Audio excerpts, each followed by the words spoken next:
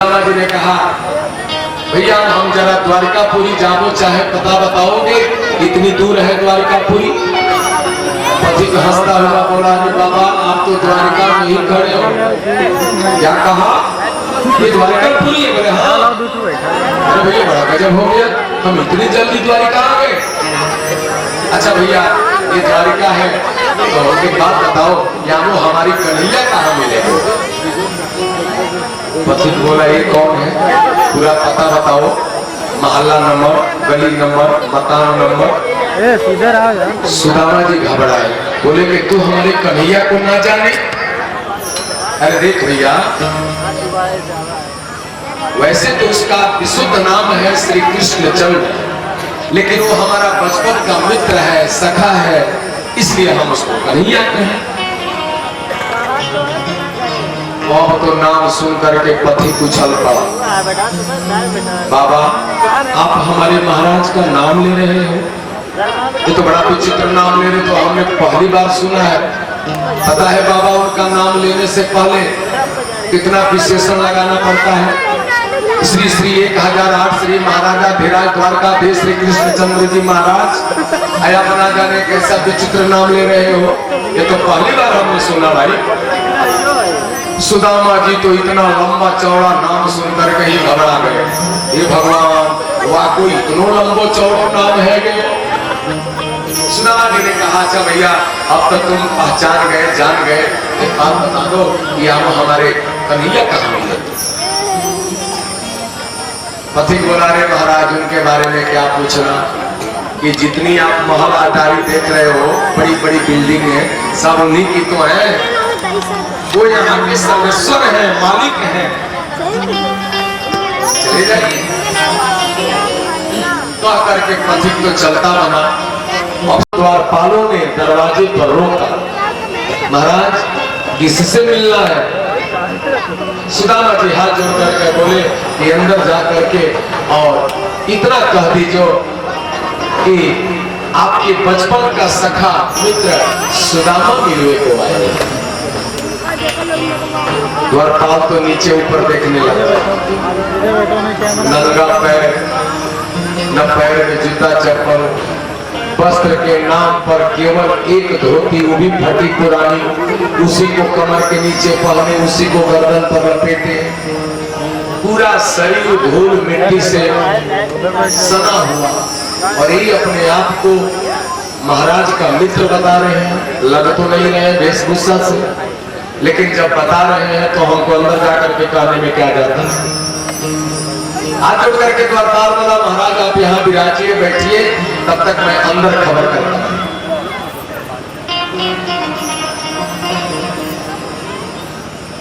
सुदामा जी ठहर गए, द्वारपाल अंदर गया।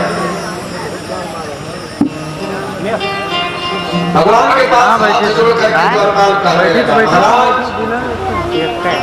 इस दास को चरण की सेवा करते बरसों बीत गए, बड़े बड़े विभूतियां आई इस दरबार में, लेकिन आज एक ऐसी विभूति आई है जो आपको अपना मित्र बता रहा। भगवान बोले ये कौन है, पूरा पता बताओ, उसका परिचय क्या है?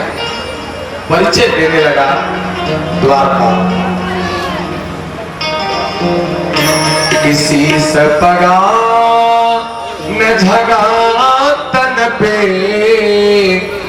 प्रभु जान को आय बसे के ही ग्रामा, धोती फटी लपटी दुपटी, अपाय उपान है की नहीं सा।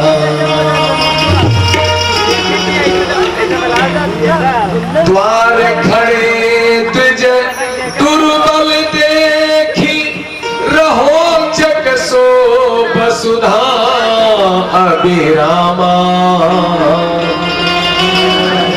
पूछत दीन दयालु को धाम, बतावत आपन नाम सुदामा, बतावत आपन नाम सुदामा। जो सुदामा शब्द पड़ा मैदान में प्रभु खुद बड़े सिंहासन से पीताम्बर शरीर पर से गिर पड़ा, चरण पाद का पहनना प्रभु भूल गए।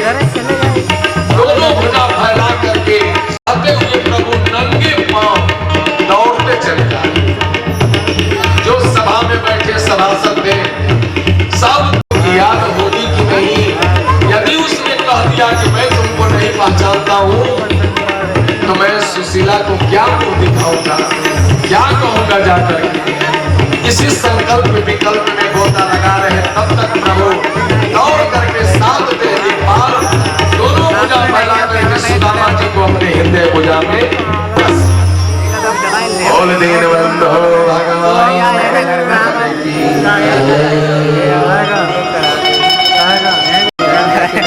लंबी लंबी मारते हैं यार। प्रेम इतना उमड़ा, ऐसा खड़े रहे हो लड़की दोनों मित्र सुदामा नहीं पा रहे, क्या कहे, वाणी मौन हो गई, कंठ अवरुद्ध हो गया। इतने दिनों के बाद दोनों मित्र कैमरा चला मजा ना हिलेगा ना कुछ ना। बहुत देर के बाद प्रभु ने सुदामा जी का, जिसके लिए प्रभु समोदौड़े थे, अरे राम राम, न पैर में जूता है न चप्पल है, शरीर पर मात्र एक हड्डी धोती, उसी को लपेटा है नीचे ऊपर, पूरा शरीर मिट्टी धूल से भरा। इसके लिए सरकार में भी मानो। और सुदामा जी उस नित्य सभा की वो देख करके भगवान के शोभा, सभा के शोभा को हक्के पक्के चारों तरफ नजर दौड़ा के देख रहे, शर्मा रहे हैं, सियम रहे हैं, पैर की मिट्टी कहीं से सभा की सुंदरता पर गिर न जाए। भगवान समझ गए और सुदामा जी को बाएं पकड़ करके और अंकापुर में ले जा करके अपने सिंहासन पर बैठा।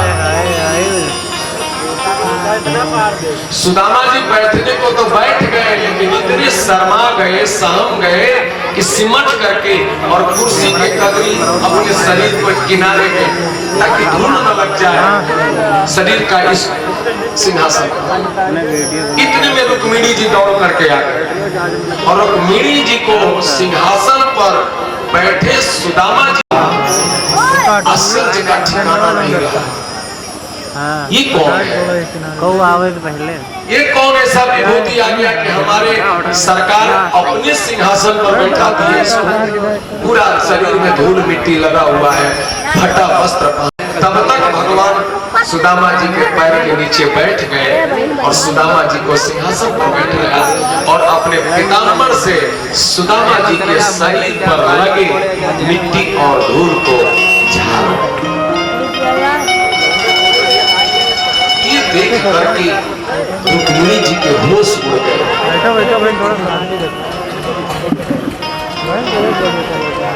रुक्मिणी जी फटी फटी नेत्रों से कभी सुदामा जी को देखे, कभी भगवान को देखे। कौन है ये? कौन है? सारा संसार जिसका चरण का धूल चाहता है, जन्म जन्म लग जाते हैं तपस्या करने पर, तब भी चरण का धूल नहीं मिलता। आज वह संसार का मालिक इसके चरण का धूल साफ कर रहा है। ये कोई साधारण व्यक्ति नहीं हो सकता। भगवान समझ गए मनोभाव को रुक्मिणी जी के, आदेश दिया कि रुक्मिणी जाओ और जल्दी से जल में जल पात्र लेकर के आओ, जल इस महापुरुष का हमें चरण धोना। रुक्मिणी जी भागी जल लाने के लिए और मन में सोचती जा रही है, किम अनेना कृतम पुण्यम अवधूतेन भिक्षुणा श्रियाधीनेन लोकेस्मिन् गर्हितेन द्यमेन च। कौन ऐसा एक पुण्य किया होगा? रुक्मिणी जी सोचती हुई दौड़ी चली जा रही है महल में, परात में जल लेकर के। अभी रुक्मिणी जी पहुंच नहीं पाई, तब तक भगवान धीरे धीरे अपने पीताम्बर से सुदामा जी के शरीर पर लगे धूल मिट्टी को फफोले पड़ गए थे, कई फफोले तो फूट गए थे और उस फूटे हुए फफोलों में रेती मिट्टी कंकड़ सब घुस गए। इस दृश्य को देख करके प्रभु से रहा नहीं गया। जब तक रुक्मिणी जी जल का पात्र लेकर के आती, प्रभु के नेत्र से गंगा जमुना की ऐसी अविरल धारा प्रवाहित हुई कि सुदामा जी का पैर ही प्रक्षालन कर। बोल दीन बंधो भगवान की।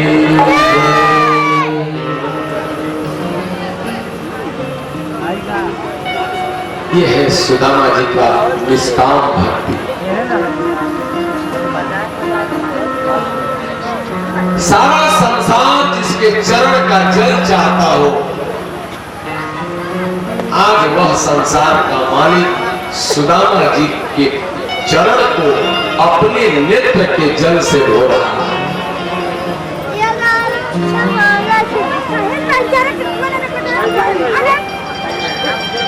भगवान तो कहते हैं कि कोई सुदामा बनकर के तो देखिए, मैं उसके पीछे पीछे भागता हूं। क्यों? क्योंकि उसके चरणों से जो चलने पर धूल उड़ती है, उसमें मैं अपने आप को स्नान करता हूँ, अवगाहन करता हूँ और अपने आप को सौभाग्यशाली समझता हूँ। निरपेक्षम मुनि शांतम निर्वैरम समता। इससे मेरा वो लगता है, हवा बनाने लगता है। मैं मुख्यमंत्री मेरे जेब में है। यहाँ तो समस्त संसार का मालिक जिसका मित्र है, वह सुदामा जी अपने पत्नी तक नहीं बताया था। कैसे है? निष्काम भक्ति है सुदामा जी, केवल भजन कर रहा होता है।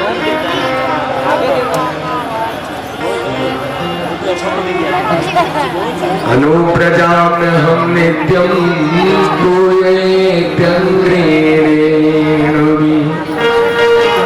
भगवान तो कहते हैं कि जो मेरा भक्ति कामना से रहित करता है, कोई कामना नहीं कर रखता, उसके पीछे पीछे दौड़ता।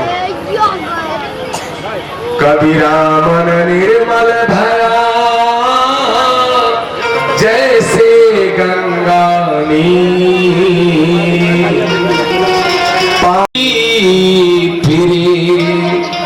कहत कबीर कबीर। निष्काम भक्ति का बड़ा ही सुंदर, बड़ी महिमा गाई है प्रभु।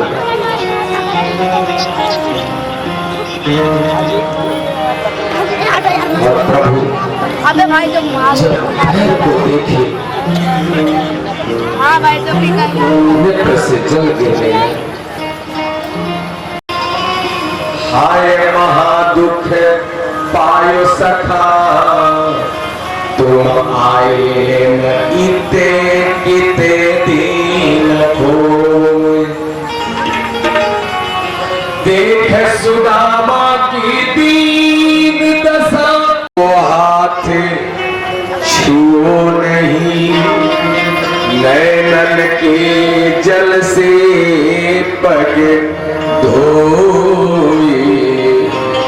नैनन के जल से पग धो। बोल द्वारकाधीश भगवान की सुदामा जी एकदम बिल्कुल सहमे सिमटे सिंहासन पर दुबके को लेकर के प्रभु अंतःपुर में गए।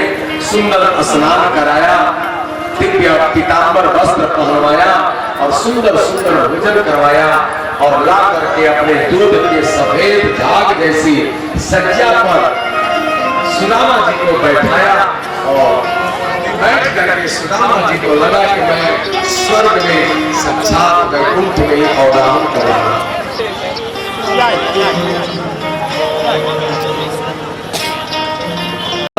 शर्मा करके पैर अपने तरफ खींचते हैं, भगवान अपने तरफ खींचते हैं। अचानक पैर दबाते दबाते प्रभु ने पूछा, मित्र बहुत दिनों के बाद याद किए, क्या मेरी याद नहीं आती थी? सुदामा जी बोले, याद तो बहुत आती थी मित्र। भगवान बोले, अच्छा छोड़ो, जाने दो,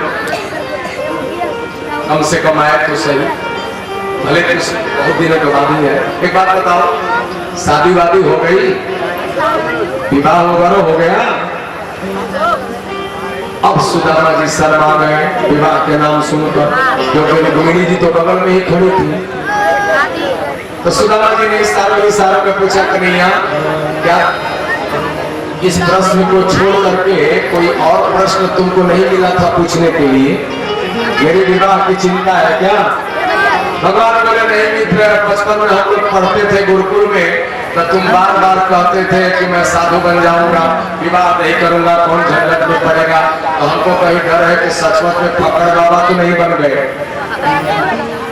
सुदामा जी ने कहा, मैं नहीं कन्हैया, ऐसी बात नहीं, शादी भी हो गई और तुम्हारे भाभी का नाम है सुशीला और बड़ी सुशील स्वभाव की है। जैसा उसका नाम है वैसा ही उसका काम है। जीवन की गाड़ी बड़े आनंद से चल रही है।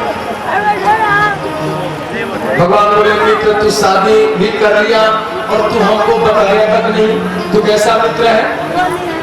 अरे कम से कम निमंत्रण तो भेजना चाहिए। अब सुदामा जी शर्मा गए, क्या बोले? भगवान ने कहा, अच्छा छोड़ो, जाने दो, जो बीत गई सो बात गई। अब भगवान तो ये चाहते हैं कि मेरा बचपन का मित्र है और बचपन की बातें हो तो आनंद आवे। भाई बुढ़ा होने के बाद भी अगर अपने बचपन का कोई मित्र मिल जाता है तो बचपन की बात बहुत अच्छी लगती है करने। आदमी भूल जाता है कि मैं 70 साल का हूँ, उसी बचपन में चला जाता है, अरे कैसे थे, कैसा जमाना था, कैसे तो भगवान ये चाहते हैं सुदामा जी से बचपन की याद करा के मित्र जाने दो। अब जो हो गई सो बात खत्म हो गई। एक बात बताओ, जब तुम यहाँ आए तो भाभी को तो बता करके जरूर आए होंगे। सुदामा जी ने कहा, कन्हैया सच बोलो। भगवान बोले, हाँ बोलो। तो सुदामा जी ने कहा कि सच बात यह है कन्हैया, यहाँ तुम्हारे पास तुम्हारे भाभी ने ही मुझको भेजा है। भगवान बोले, ओ तो भाभी ने यदि आपको मेरे पास भेजा है तो मेरे बारे में तो भाभी सब जानती होंगी, मेरे खाने पीने के लिए तो जरूर कुछ भेजा होगा। और तो खाने पीने के नाम पर सुदामा जी की धड़कन बढ़ गई। ये भगवान, 4 घरों से 4 प्रकार के मांगे भय 4 मुट्ठी चावल, और इसको मैं निकाल करके दूं खाने के लिए, तो एक का सोचेगा कि भिकमंगा का लेके आए, ये राजा धीराज महाराज है, द्वारकाधीश है, और कैसे मैं इसको 4 मुट्ठी चावल निकाल करके दूं? शर्मा गए सुदामा जी, सहम गए और हाथ जोड़ करके बोले, अरे कन्हैया मेरे पास रखा ही क्या है कि मैं तुमको ला करके दूं, मैं कुछ लेके नहीं आया। भगवान समझ गए कि ये शर्मा है। भगवान बोले, देखो मित्र, तुम जो कुछ भी लाए हो निसंकोच ले, जो कुछ लाए। सुदामा जी ने कहा कि नहीं कन्हैया, मैं कुछ लेके नहीं आया हूँ, मेरे पास कुछ है ही नहीं, तो क्या लेके आया? भगवान बोले कि अच्छा जाने दो, जब कुछ लाए ही नहीं तो बात ही खत्म। चलो कुछ बचपन की बात करते हैं। अरे हम लोग गुरुकुल में पढ़ते थे, गुरु जी के यहाँ एक दिन लकड़ी बीनने गए, जंगल में रास्ता भटक गए, भयंकर बरसात हुई, सारा रात हम लोग जंगल में ही फंसे रहे वृक्ष के ऊपर। इतनी गुरु जी बेचैन रहे, रात भर ढूंढते रहे। सुदामा जी ने कहा, हाँ कन्हैया, एक बात मुझको याद आ गई। अरे उस रात हम लोग वृक्ष के ठंडी में, बरसात के ठंडी में कांप रहे थे, गुरुजी रात भर परेशान हुए। सुबह जब गुरुजी मिले तो कितना ढेरों सारा आशीर्वाद दिया। पुत्रों जाओ, मेरा आशीर्वाद है, जीवन पर्यंत मेरी दी हुई शिक्षा तुम लोगों को याद रहेगी। इतना गुरुजी हम लोगों से प्रेम करते थे। भगवान बोले, मित्र तुमको तो बचपन की एक एक बात याद है, सुदामा जी ने कहा क्यों नहीं याद हो, गुरु जी का प्रेम ही इतना था हम लोगों के ऊपर। भगवान ने कहा लेकिन एक बात तुम भूल रहे हो, बाकी तो बात सब तुमको याद है, लेकिन एक बात भूल रहे हो। क्या? भगवान ने कहा वही कि भाभी ने कुछ खाने को भेजा है कि नहीं। सुदामा जी ने कहा लो फिर घूम फिर करके तुम भाभी पर आ गए। अरे जब मैंने कह दिया कि कुछ लाया ही नहीं तो बात खत्म, कुछ नहीं लाया। भगवान समझ गए कि हिम्मत नहीं जुटा रहे हैं अंदर से। भगवान ने कहा अच्छा मित्र जाने दो, अब कुछ लाया ही नहीं तो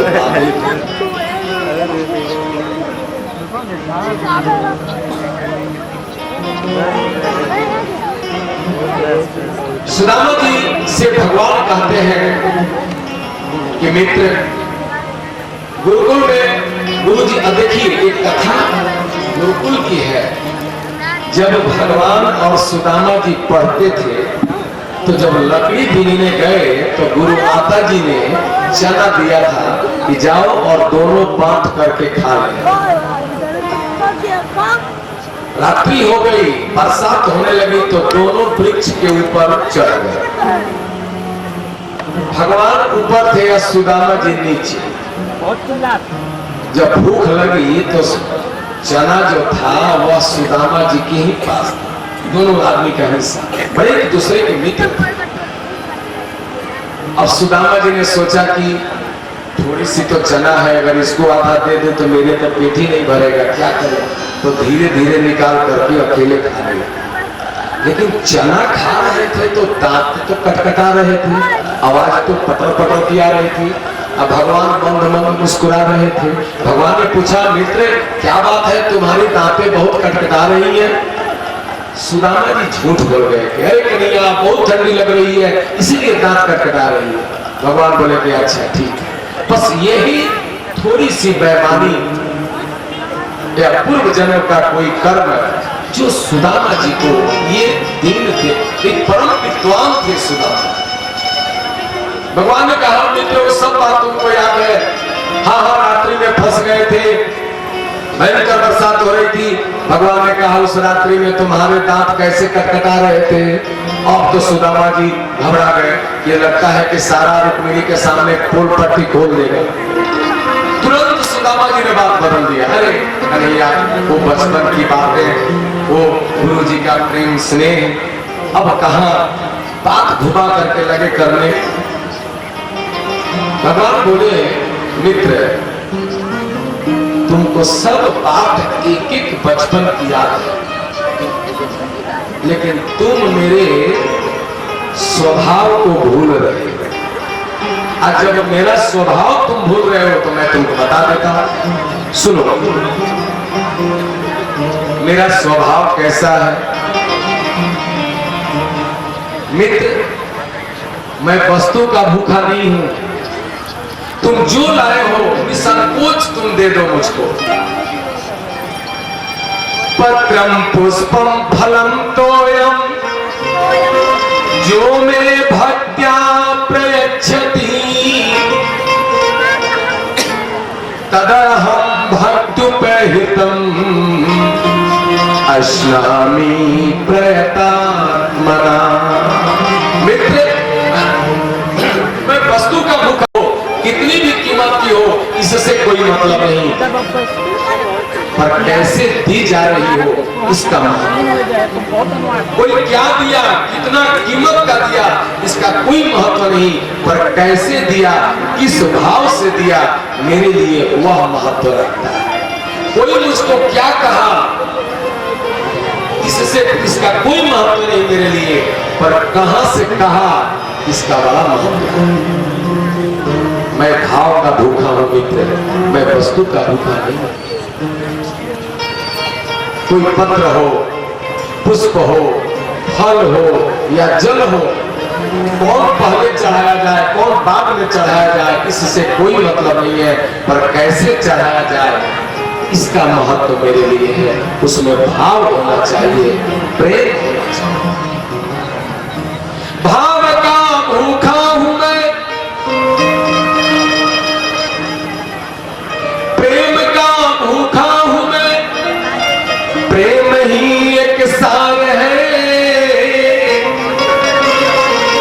प्रेम से मुझको भजो तो भव से बेड़ा पार। बोल द्वारकाधीश भगवान की। भगवान कहते हैं कि मित्र मैं प्रेम का भूखा हूँ, वस्तु का भूखा नहीं हूँ। जो लाए हो इस संकोच को। और सचमुच में भगवान प्रेम के भाव के ही भूखे। आप कोई भी वस्तु जल बाद में चढ़ाओ, चंदन पहले चढ़ा दो, फल पहले चढ़ा दो, बाद में जल चढ़ाओ। हाँ, ये नियम हो सकता है, लेकिन यदि भाव इसमें आ गया तो नियम से ऊपर भाव होगा। भगवान भाव और ये श्रीमद् भागवत प्रेम ग्रंथ ही है। पूरे श्रीमद् भागवत में प्रेम ही भगवान ने, प्रेम ही परमात्मा है, यही अपने लीलाओं से बताया। सबसे प्रेम करो, प्रेम से बढ़कर के संसार में और कुछ नहीं।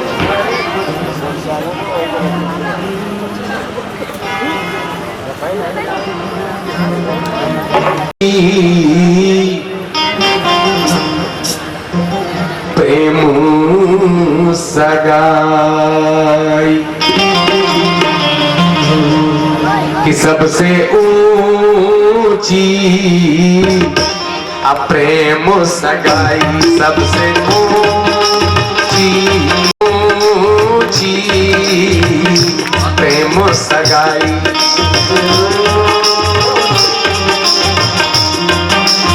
श्री राधे दोनों हाथ उठा के ताली बजाते हुए।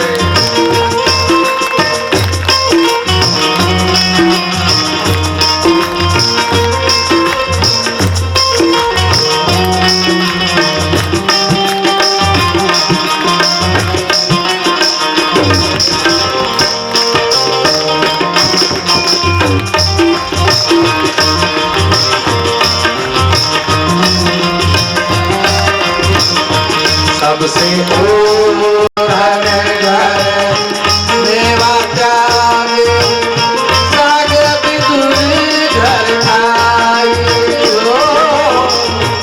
अपने जीवन में प्रभु ने प्रेम का कितना महत्व स्थान दिया।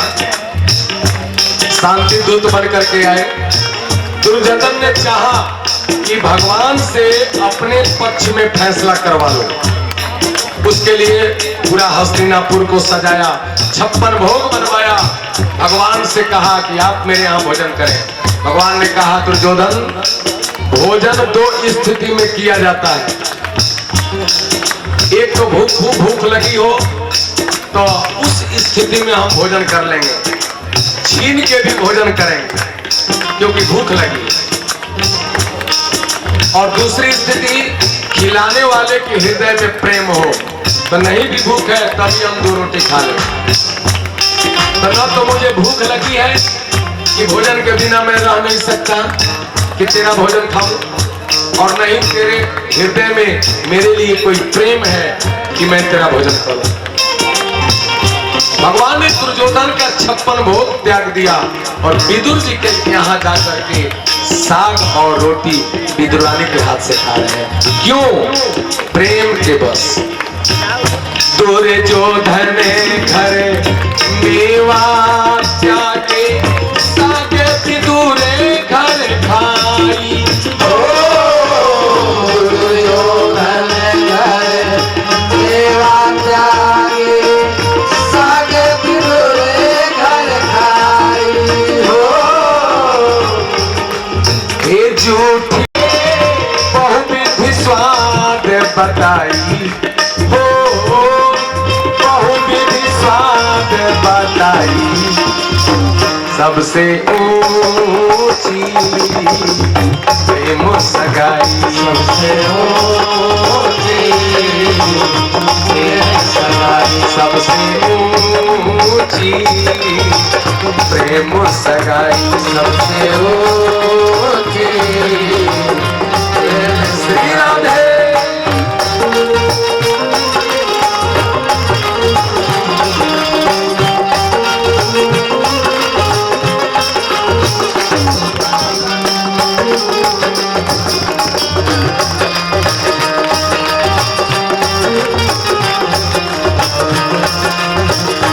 सबसे ऊंची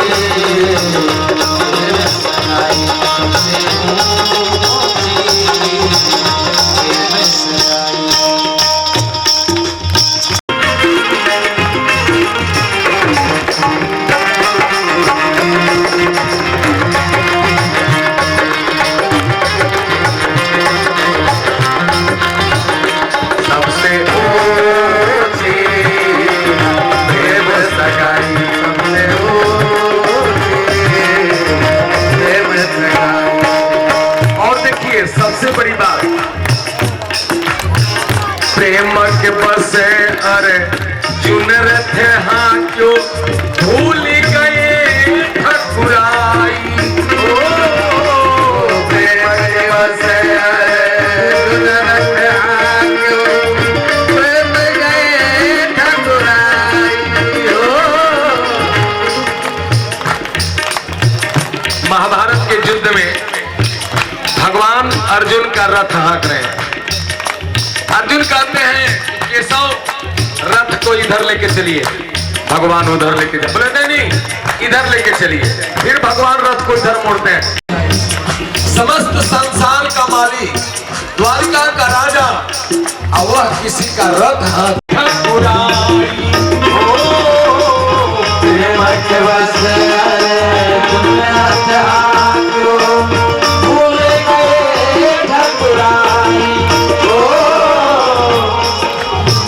ऐसी प्रीत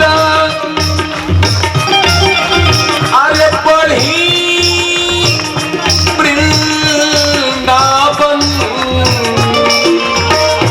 ऐसी प्रीत बढ़ी वृंदावन, अरे गोपियन नाचे नचाई। देखिए ब्रह्म परमात्मा निर्गुण निराकार जब सगुण साकार बनकर के वृंदावन में आया,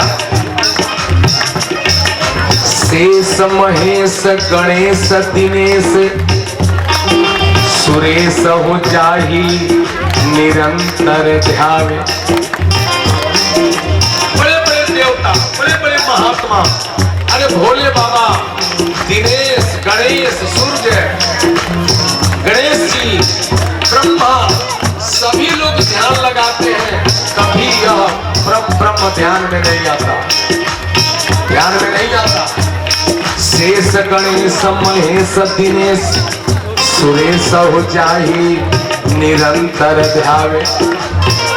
लेकिन वही ब्रह्म परमात्मा जब सगुण साकार बन करके गोकुल में प्रकट हुआ कृष्ण के रूप में, तब ताही अहीर की छोहरिया छछिया भर छाछ पे नाच नचावे।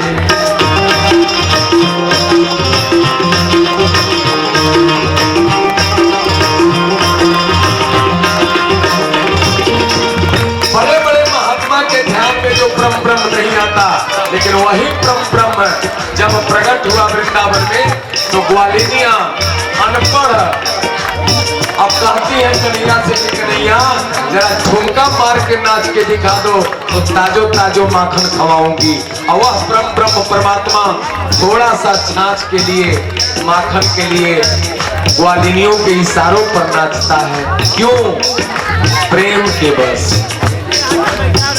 ऐसी प्रीत वही वृंदावन, ऐसी प्रीत वही वृंदावन, ओ गोपियन नाचे नचाई, ओ गोपियन नाचे नचाई। सबसे ऊंची मुस्काई, सबसे ऊंची ये सबसे ऊंची प्रेम सगाई, सबसे ऊंची प्रेम सगाई, सबसे ऊंची प्रेम सगाई, सबसे ऊंची प्रेम सगाई, सबसे ऊंची प्रेम सगाई, सबसे ऊंची। बोल द्वारकाधीश भगवान की जय। तो प्रभु प्रेम के भूखे हैं, वस्तु के भूखे नहीं। देख कन्हैया मैं तेरे हाथ को हाथ जोड़ू, तू मेरे हाथ को हाथ मत लगाइयो, मैं बिल्कुल ठीक हूँ, बिल्कुल ठीक हो जाऊँ। भगवान बोले मित्र चाहे जो हो जाए, जब तक तुम्हारा दर्द मैं दूर न कर दूं, लाओ पकड़ाओ। अब सुदामा जी काख तर तो पोटली थी चावल की, ऐसे दबा करके और किनारे पे सरकते जा रहे हैं और भगवान धीरे धीरे हाथ बढ़ाते जा रहे हैं। लाओ हाथ हमको पकड़ाओ, अब तो तुम्हारा दर्द दूर करके ही छोड़ूंगा। और आपस में बात करते करते स्वयं जहार के विदम इतिम पृथु तंडुला, तुरंत भगवान ने हाथ बढ़ाया और सुदामा जी के कांख के पास से पोटली को एक झटके में खींच करके नीचे। सुदामा जी हक्के बक्के, तुरंत प्रभु ने उस पोटली को खोला, उसमें चावल, एक मुट्ठी चावल उठाया और उठा करके मुंह में डाल दिया। इतने में रुक्मिणी जी देख रही थी, दौड़ी चली आई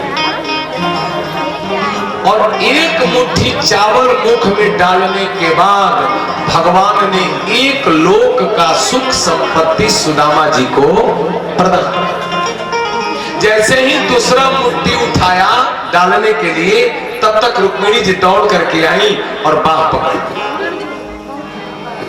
इति मुष्टिम सकृत जग्ध्वा दूतियाम जगदुमाददे।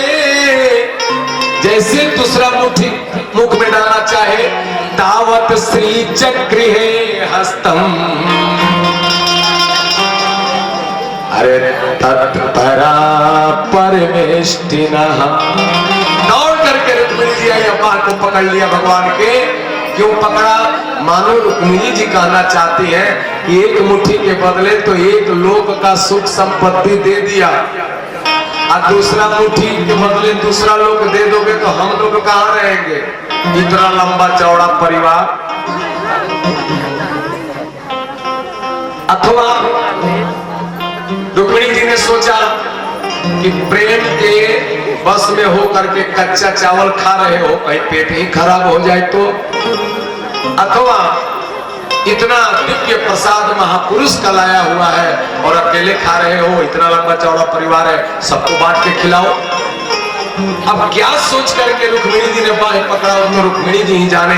लेकिन प्रभु ने तुरंत चावल रुक्मिणी को पकड़ा दिया और बोले कि जाओ और पूरे परिवार में इस प्रसाद को बांट दो, ये महापुरुष का दिया हुआ प्रसाद है।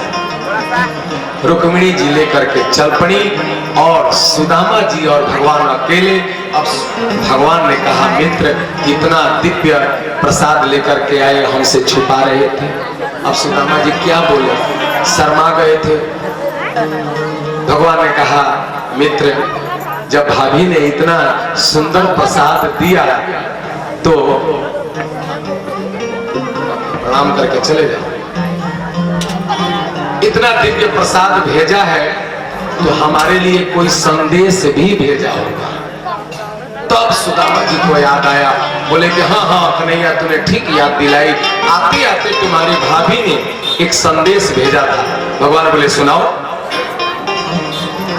सुनाया सुदामा जी ने कि एक मास दो पाख में, अरे दो एकादशी हो, मेरे घर गोपाल जो रोज एकादशी हो।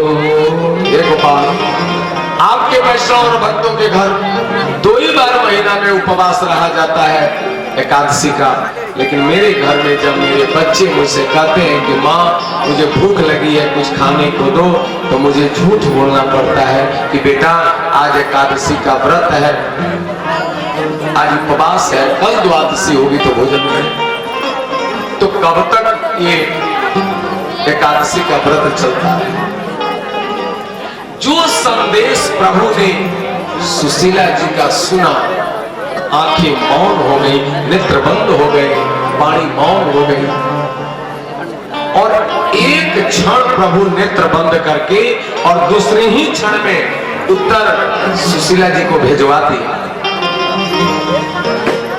होनी थी सो हो गई, अब ना ऐसी हो, भाभी तेरे भवन में रोज द्वादशी हो। बोल दीनबंधो भगवान की। अभी जो होना था हो गया, अब आज के बाद से तेरे महल में रोज द्वादशी मनेगी और रोज 56 भोग लगेंगे। ये है परमात्मा, सब कुछ दे दिया पर लेने वाले को पता भी नहीं चला। एक लोक का सुख साम्राज्य प्रभु ने सुदामा जी को एक मुट्ठी चावल के बदले दिया, लेकिन सुदामा जी जान भी नहीं पाए।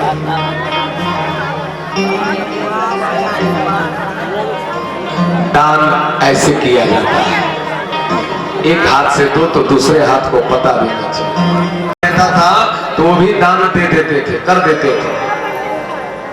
लेकिन दान करते समय इधर कोई दान दे गया और फिर उठा के दूसरे जगह दान दे दिया, तो दान देते समय रहीम दास जी सर झुका लेते थे। किसी ने पूछा, बाबा दान देने के बाद तो सर उठा के चला जाता है और आप सर झुका लेते हो, ऐसा क्यों? बाबा बोले कि क्या करें, इसलिए शर्म बस सर नेत्र झुका लेता है।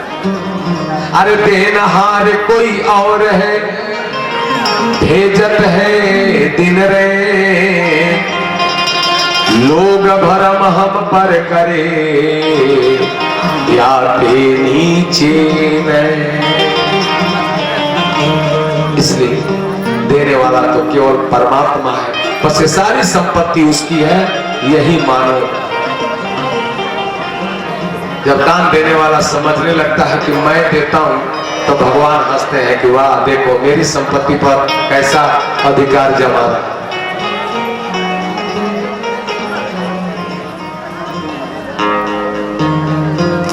एक लोक का सुख साम्राज्य दिया और बहुत सेवा किया सुदामा जी का। तो जो पीतांबर प्रभु ने दिया था पहनने के लिए, उसको भी ले लिया, और जो फटी धोती पहन करके आए थे वही पकड़ा दिया, यही पहन के जाओ। अब देखिए कैसी एक विचित्र बात, जो पीतांबर दिया था प्रभु ने उसको ले लिया, जो धोती पहन कर आए थे वही पकड़ा दिया। क्यों किया प्रभु ने ऐसा? मानो ऐसा प्रभु ने अपने मित्र की महिमा को घटाना नहीं चाहते थे।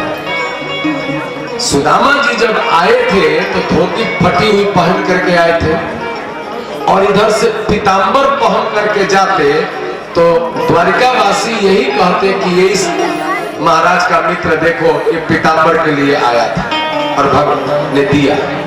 तो मित्र की महत्व घट जाता, मित्रता की महत्व। तो जैसे सुदामा जी आए प्रभु ने वैसे ही सुदामा जी को भेज दिया, किसी को कानो कान खबर न चली, मित्र मित्र से मिलने आया। ये मित्रता होती है। मित्रता अमीरी गरीबी नहीं देखता, बस दिल में मित्र का स्थान होना चाहिए। बोल भागवत भगवान की। बड़ी पीछे हल्ला हो रहा है, थोड़ा शांति से बैठो बेटा, शांति बना करके। बस अभी झांकी तुरंत आने ही वाली है। बताओ, तूने मेरे बारे में तो सब जान लिया, पूछ लिया, लेकिन अपने बारे में कुछ नहीं बताया। भगवान बोले तो अब पूछ लो, क्या पूछना चाहते हो?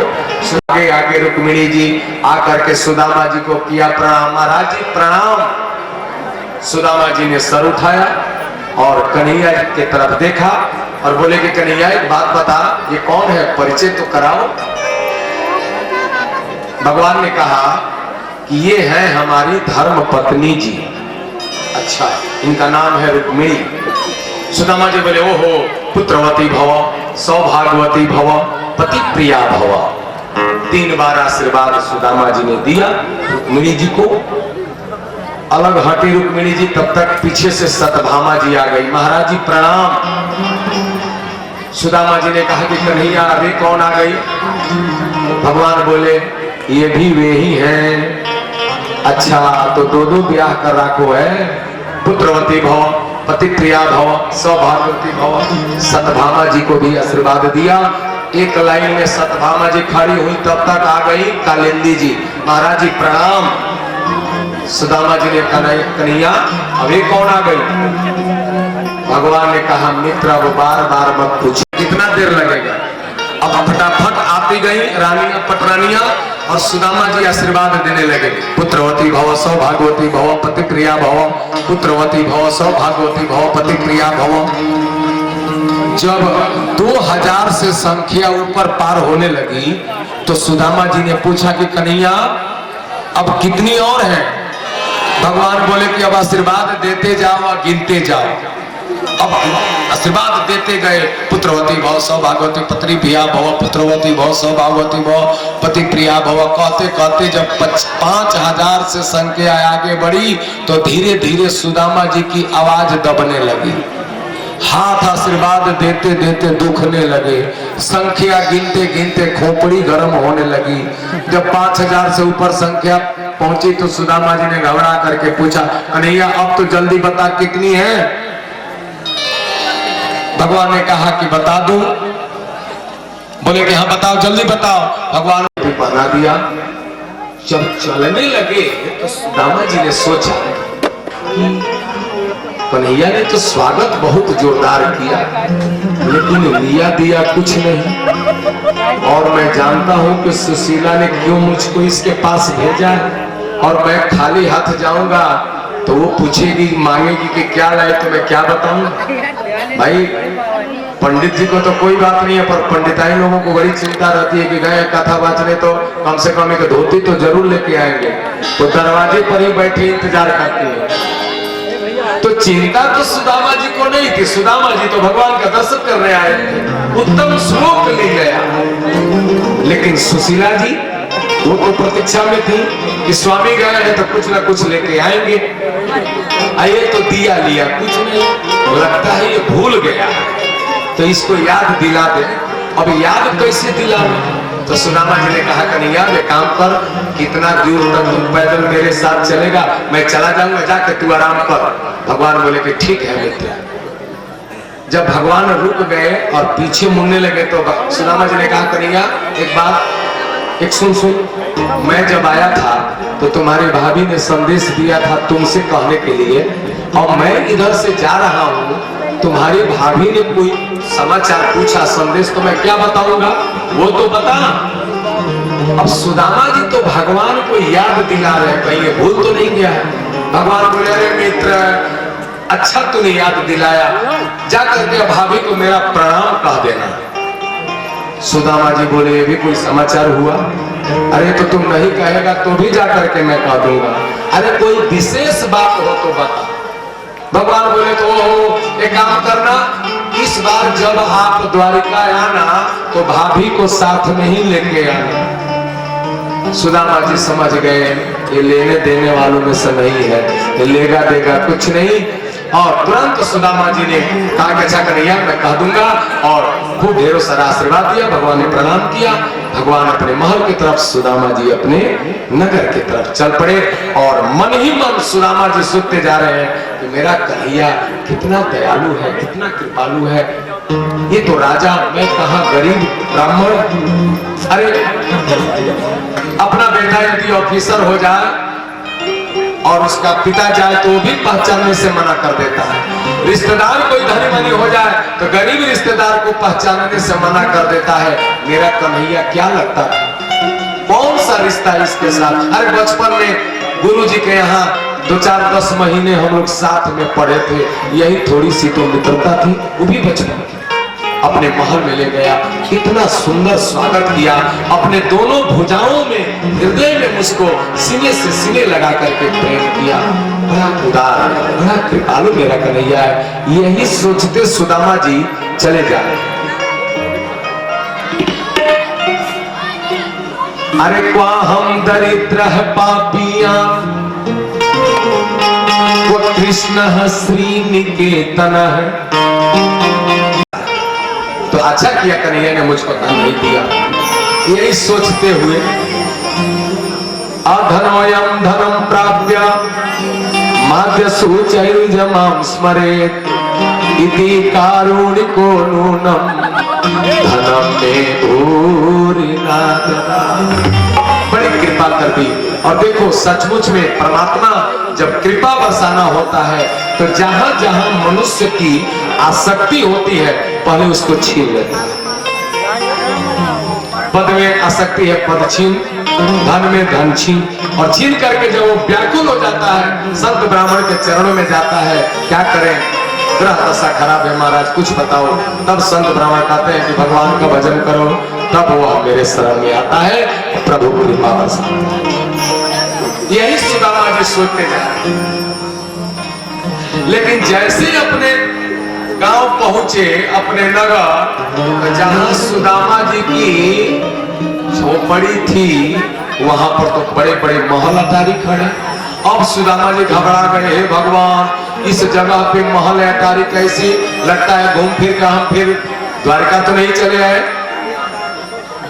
घबरा करके सुदामा जी और गलियों में घूमते हैं और अपना झोपड़ी ढूंढते हैं। अरे सुदामा मंदिर देख डरे, सुदामा मंदिर देख डरे, सुदामा मंदिर देख डरे, सुदामा मंदिर देख डरे। यहाँ तो थी मेरी टूटी झोपड़ियाँ, यहाँ तो थी मेरी टूटी झोपड़ियाँ, यहाँ तो थी मेरी टूटी झोपड़ियाँ, यहाँ तो थी मेरी टूटी झोपड़ियाँ, पंचमे महला खड़े, ओ कंचन महला खड़े, सुदामा मंदिर देख गए, सुदामा मंदिर देख, सुदामा मंदिर देख गए। झोपड़ी थी, कहाँ गई ये महल अटारी कैसी? अरे झोपड़ी गई तो गई, मेरी सुशीला कहाँ गई, वो भी तो नहीं दिखाई पड़ रही है। यही सोचते तब तक ठिकाना नहीं। अरे सुशीला तू, ये सुंदर सुंदर साड़ी, ये सुंदर सुंदर सोने की थाली और ये महल अटारी, ये सब तुमको कहाँ से मिला? सुशीला जी ने कहा, वाह मां, आप ही को पता नहीं, सब तो आप ही की कृपा है, आप ही की तपस्या का तो फल है। सारा वृतांत तो सुशीला जी ने। तब सुदामा जी बोले कि सचमुच में मेरा कन्हैया घनश्याम, वो जब देता है तो अपने नामना के लिए नहीं देता, कब दे देता है किसी को पता भी नहीं चलता। मेघ कब बरसात करके चले जाते हैं, हम लोगों को पता भी नहीं चलता। लेकिन ये सब कृपा मान करके सुदामा जी ने सुशीला को सौंप दिया कि सुशीला, ये सब तुम्हें चाहिए और हमें तो बस केवल कन्हैया का भजन ही चाहिए, भजन के सिवा कुछ नहीं चाहिए। ये श्रीमद् भागवत की कथा यही बतलाती है कि भगवान के भजन से बढ़ करके संसार में कुछ नहीं है। संसार में तो रहो, पानी में जैसे कमल रहता है वैसे ही रहो, पानी से मतलब कमल का जैसे नहीं, वैसे हमारा भी संसार से मतलब केवल परमात्मा हो। जीवन का एक ही लक्ष्य है, जग भी नहीं छोड़ना है, छोड़ के कहां जाए? जग में ही तो रहना है, लेकिन कैसे रहना है? न जग छोड़ो न जग बोलो, कर्म कर जिंदगानी में, रहो संसार में तुम ऐसे, कमल रहता जो पानी में, कमल रहता जो पानी में। इस तरीका से संसार में हम ऐसे जीवन अपना यापन करेंगे तो अंत समय जब आएगा, जीवन में भगवान का भजन रहेगा, लक्ष्य वही, तो जब मृत्यु का समय आएगा तो मृत्यु से भय नहीं लगेगा। हंसते हुए हम मृत्यु को गले लगा करके और इस संसार से विदा होंगे और परमात्मा के धाम जाना तो है, निश्चित है। लेकिन हंसते हुए जाएंगे, रोते हुए नहीं जाएंगे। कब? जब भजन जीवन में रहेगा तब। क्योंकि हम उसी परमात्मा का अंश है जो आनंद स्वरूप है, आनंद का सुखधाम है, सागर है, और उसी के अंश होकर के हम दुखी हो रहे हैं। क्यों? क्योंकि हम अपने आप को समझना भूल गए, उस परमात्मा में विश्वास हमने खो दिया। बस यही कारण है।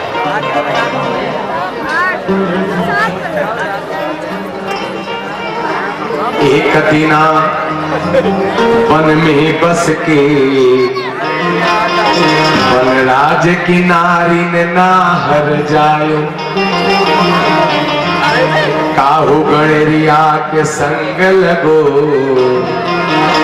ताने कही को भेड़न बीच छुपायो, भूल गए कुल कर्म सबे, जब बड़ो ही भयो तब खूब चरायो, ऐसे ही आत्म ज्ञान बिना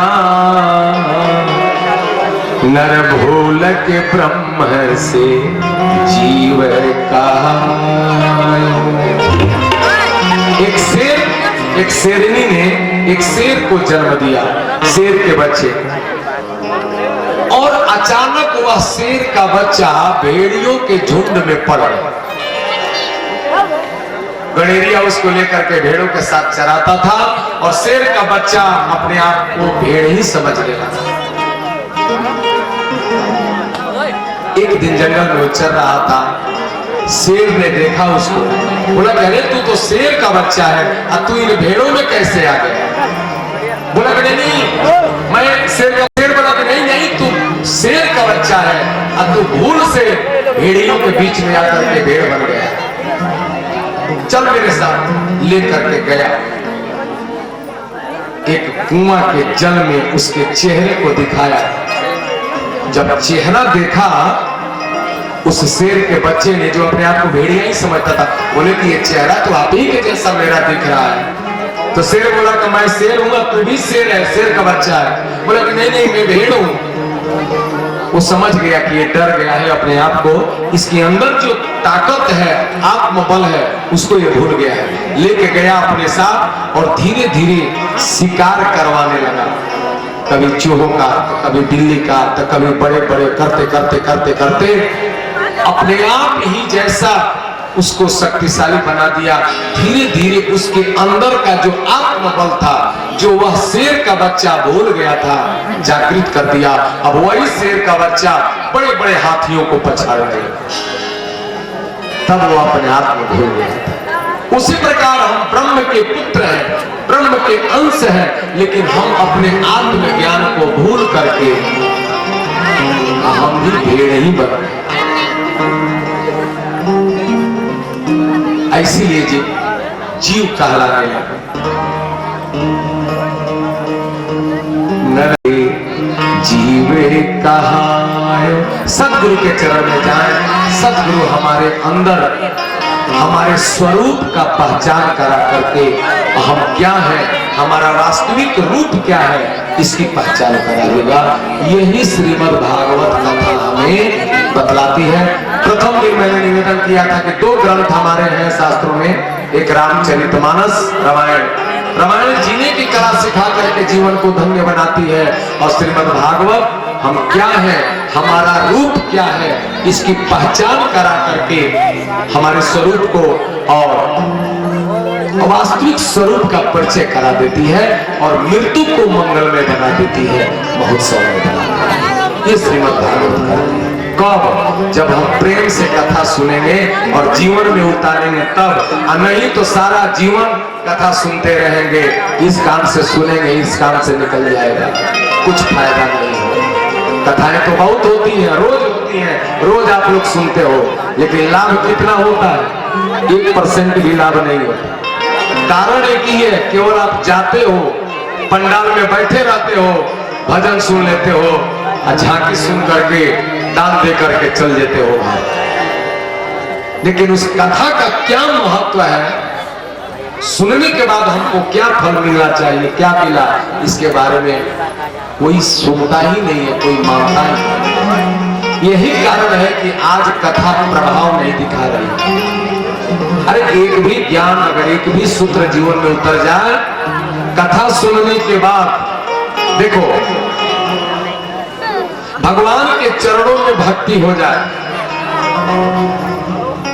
कथा सुनने के बाद किए गए पापों के प्रति, जाने अनजाने में जो पाप हो गया उसके प्रति प्रायश्चित प्रकट हो जाए, कथा सुनने के बाद पाप करने की प्रवृत्ति छूट जाए, स्वभाव में बदलाव आ जाए। जो आज हम हैं, कथा सुनने के बाद एक बदलाव आ जाए, भगवान संसार से धीरे धीरे मोह माया समाप्त हो जाए, तब समझो कि कथा सुनने का हमें फल मिला।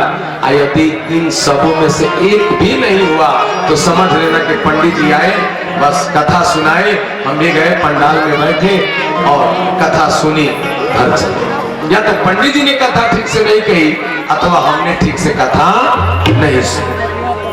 इसलिए प्रयास करना चाहिए और जीवन में बदलाव लाना चाहिए, बस यही कथा की महिमा।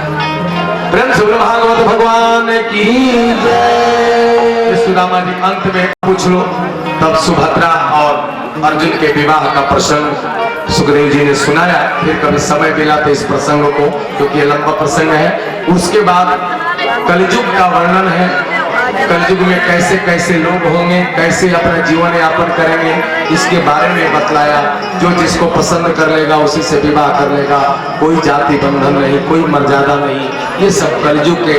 और ईर्ष्या, द्वेष, कौल, छपट सब इंसान के अंदर भर जाएंगे, प्रेम खत्म हो जाएगा, जो आप आजकल हम सभी देख ही रहे हैं। ये कलयुग का सब प्रभाव है। इससे अगर बचना है तो भगवान के शरण में हमको रहना ही पड़ेगा, तभी कलयुग अपना प्रभाव नहीं दिखाएगा। नहीं तो कलयुग उसके बाद, क्योंकि इसकी आयु 4,32,000 वर्ष है और इससे 2 गुनी आयु द्वापर की, 3 गुनी आयु त्रेता की और 4 गुनी आयु सतयुग की। तो कलयुग की आयु कितनी है? 4,32,000 वर्ष, जिसमें 5200 वर्ष माने 52वां वर्ष चल रहा है। अभी कुछ महीना, कुछ दिन बाकी है। तो ये दशा है, अभी आगे चल करके क्या होगा। इसीलिए भगवान के शरण में बने रहो, भगवान से दूर हट जाओगे बहुत परेशानी होगी। बोलो राधे राधे। आज कारण क्या है? बेटा बाप की बात नहीं मानता, घर में कला, पैसा तो है, सुख सुविधा सब है, लेकिन शांति नहीं। कारण एक ही है, हम अज्ञानी हो गए हैं, हमारा क्या कर्तव्य है हम भूल गए, बस एक ही कारण है। जिस दिन हम अपने कर्तव्यों को समझ लेंगे, उस दिन शांति हमारे जीवन में अपने आप आ जाएगी, ढूंढना नहीं पड़ेगा। और वो शांति कहाँ मिलेगी? सत्संगों में, क्योंकि सत्संगों में ही ज्ञान होता है। सत्संग में जाओगे तो संत लोग भगवान की कथा सुना सुना करके और आपके स्वभाव को बदल देंगे। ऐसा संत का प्रभाव है। बोलो राधे राधे। अब झांकी कुछ ही देर में आने वाली है। जोरदार ताली। दया शंकर जी गुरुगंज 3100 रुपया। हरीश भाई अहमदाबाद निवासी वैशाली नगर, इनके तरफ से 2100 रुपया, जोरदार ताली से स्वागत। और वीरेंद्र जी ये भी अहमदाबाद में अभी हैं, इनके तरफ से 1100 रुपया, जोरदार तालियों से स्वागत। और हमारे अब अहमदाबाद का नाम चल ही रहा है, तो और भी कोई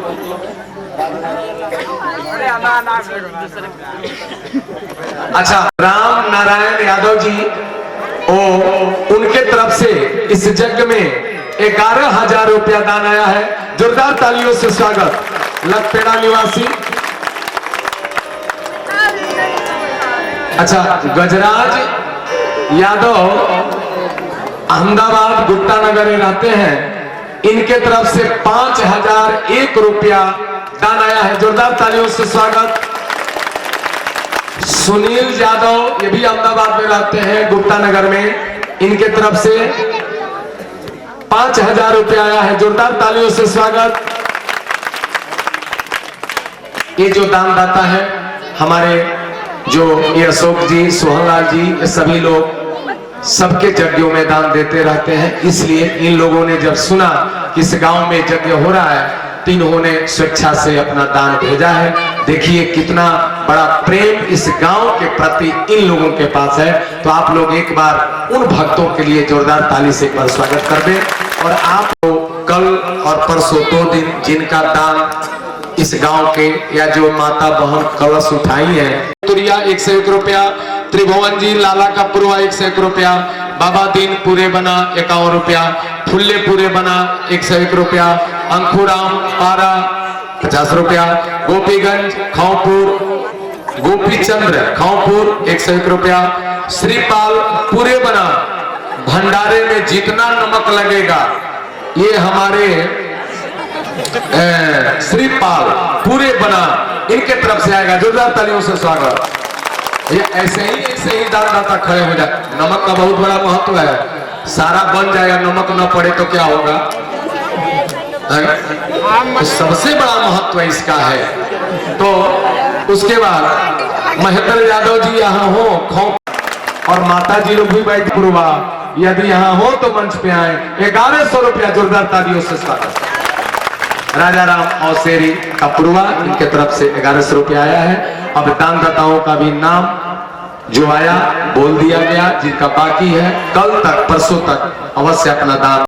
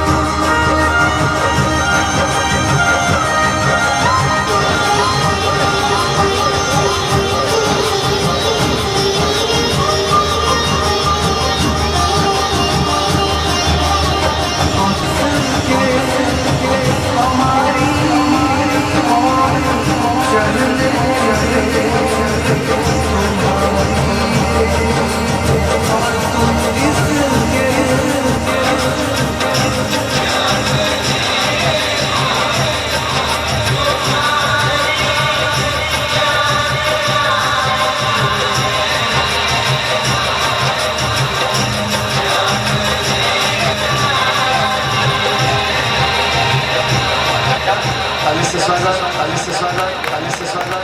जल्दी से खड़े हो जाओ, फोटो हो जाए, फोटो हो जाए। आप लोग ध्यान बना करके रहेंगे। अच्छा, प्रदीप जी के साथ प्रदीप जी से स्वागत हो जाए, से स्वागत हो जाए, से स्वागत हो जाए।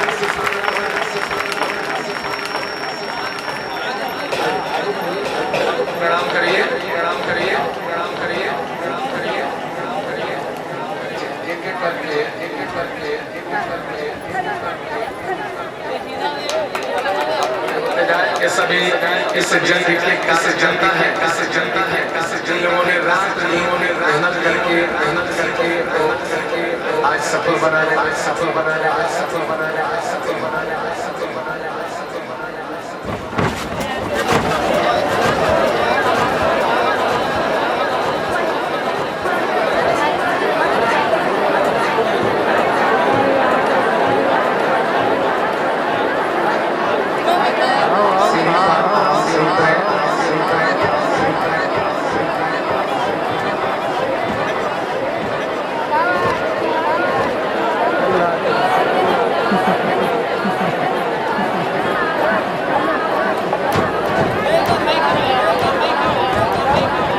हमारे सोहलाल जी, हमारे सोहलाल जी, हमारे सोहलाल जी, हमारे सोहलाल जी।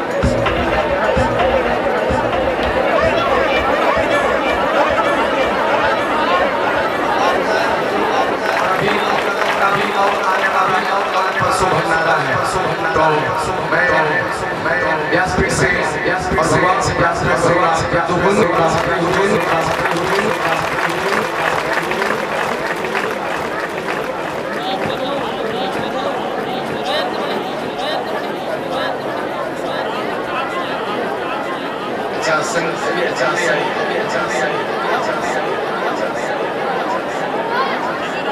चलो सभी कार्यकर्ता सभी प्रणाम करते हुए स्वागत हो गया, स्वागत हो गया, स्वागत हो गया।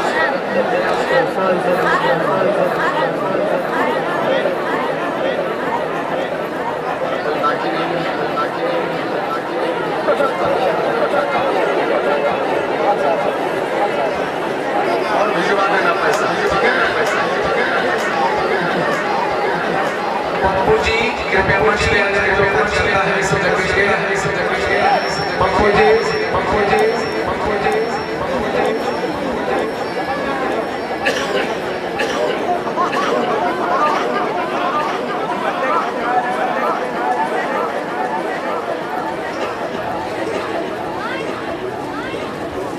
आप सभी से स्वागत हो, सभी से स्वागत हो, सभी के लिए, सभी के लिए।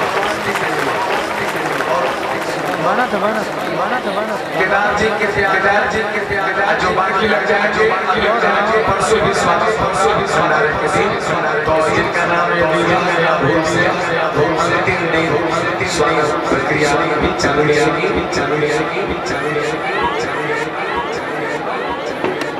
यूट्यूब पर व्यासपीठ से बहुत आशीर्वाद और एक बार हमारे सोहलाल जी के लिए क्योंकि अहमदाबाद से लेकर यहाँ और एक साल तक ये लगे रहे इस कार्यक्रम में और भगवान इनकी मनोकामना पूरी किया और उसका परिणाम हम सभी